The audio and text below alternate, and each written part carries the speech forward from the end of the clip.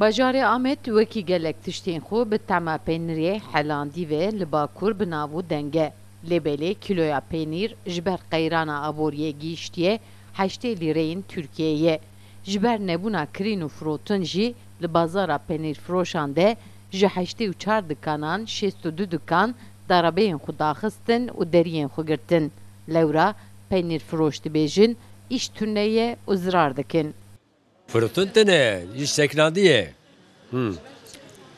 Jiberçi, jibona çava jibona ekonomi gidişatı, jibona evet bu habuni ava bejim yani çava kam safi bükün. Yani haşte dükkan bun, penci abatına girtin, siz dükkan vekirine, özü göre xote bile bükün. Çava hayaki yürü hele sibetene roja xo derbaskın.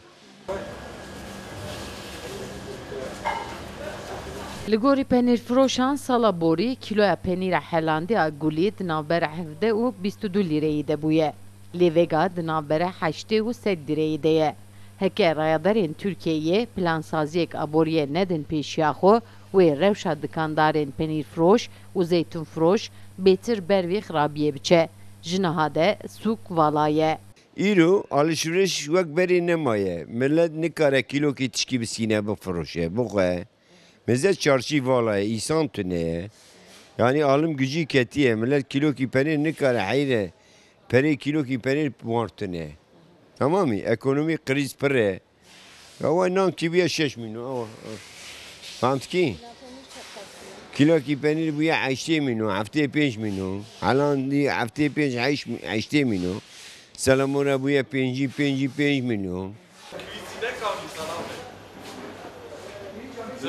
Hêjayî gotinê ku bazara penîrfiroşan bi salayê li navçeya Navsûra Amedê de xizmet dide welatiyan. Lê rewşa aboriyê li ser wan jî bi bandor kir. Heman demî de rewşa bazarê jî ji aliyê dîzaynê ve jî ber vê hilweşandinê ve diçe. Germbûna pileya hewayê jî dibe sedema bêhnên nexweş. Sevda Kaplan, Kurdistan TV, Amed.